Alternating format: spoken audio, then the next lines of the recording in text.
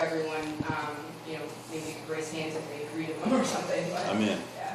I would also like to add very quickly, I think what you're looking for is an exchange of ideas rather than basing the argument in this forum.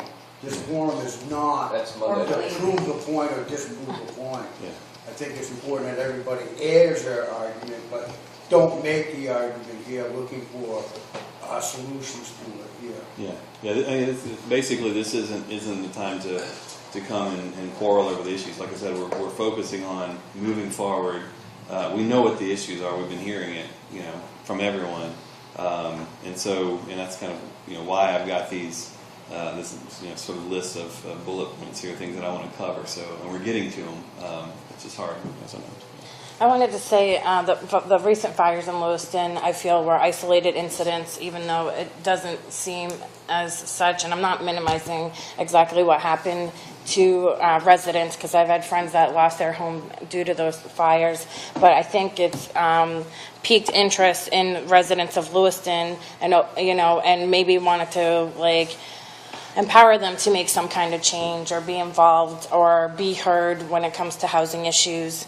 We acknowledge that our housing stock is some of the oldest in the state, and poses a potential public health to families, whether it be asthma or lead dust, and demolitions creating lead dust, since they've been happening more often.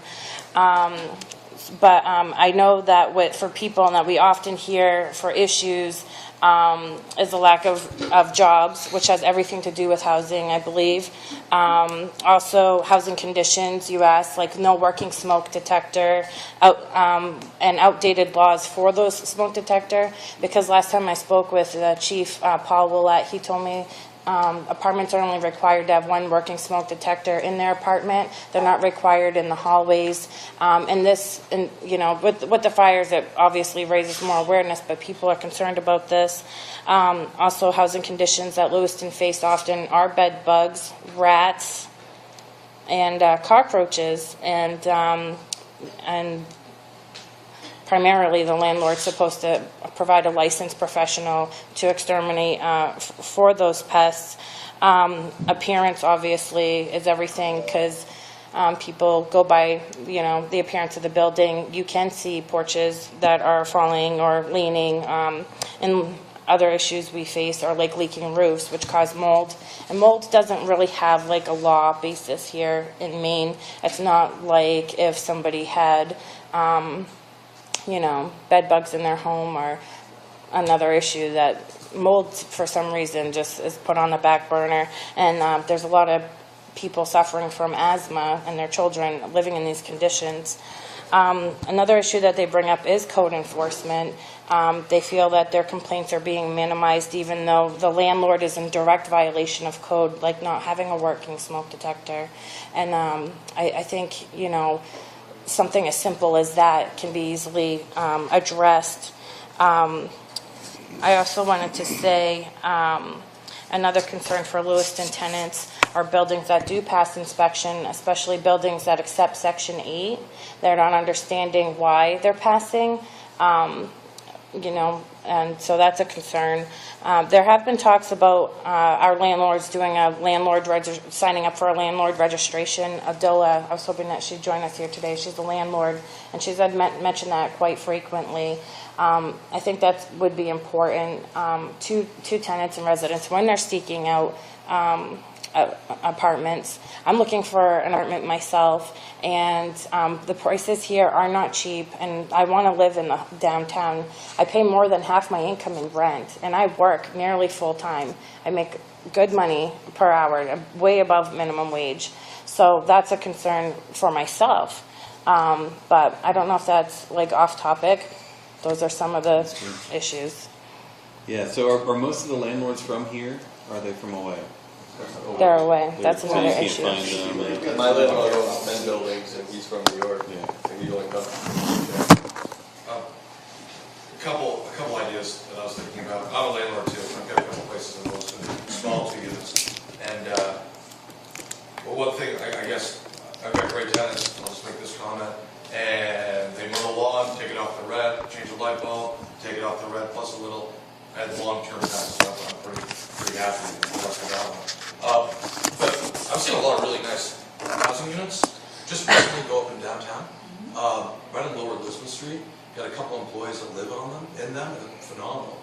For the most part, market rate housing, and that's how I'm going to attract more people and those tech-savvy people. And there's a long-term conversation going on last night with me and a few other folks about what our assets here are with regards to attracting folks that need what we have primarily. And if you could just, I hate to do it, turn that off, please.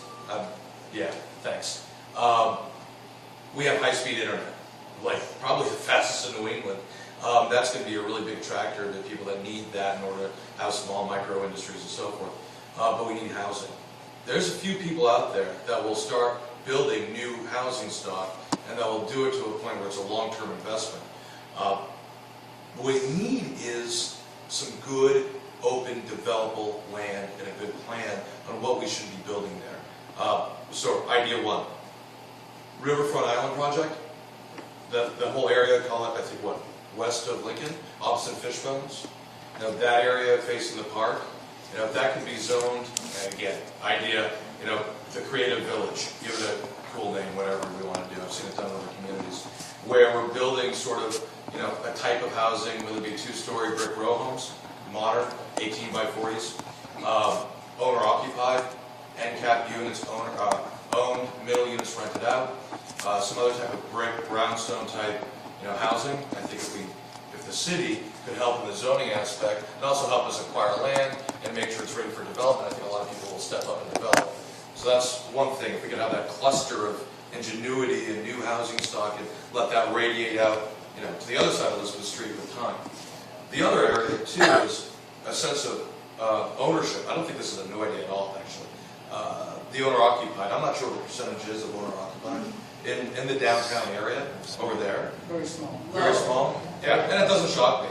I no offense if you're one of these people, but talking to the old timers, they remember, lawyers, judges, doctors, all living on the first floor, the third floor, these 3-story walk-ups, and you could eat off the floors.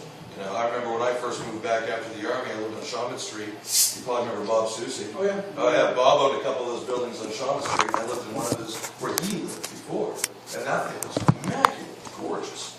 But we've lost that owner-occupied, that ownership. So, as an idea, why don't we, and again, I don't know if it's possible, but if you could take and focus funds, instead of, with all due respect, I don't like the term affordable housing, if it's also meaning subsidized housing. If it's subsidized housing, it's subsidized housing. Let's take the subsidized housing funds and use it to focus in on low interest, no interest loans, loan guarantee programs for people to actually buy the buildings that they're in.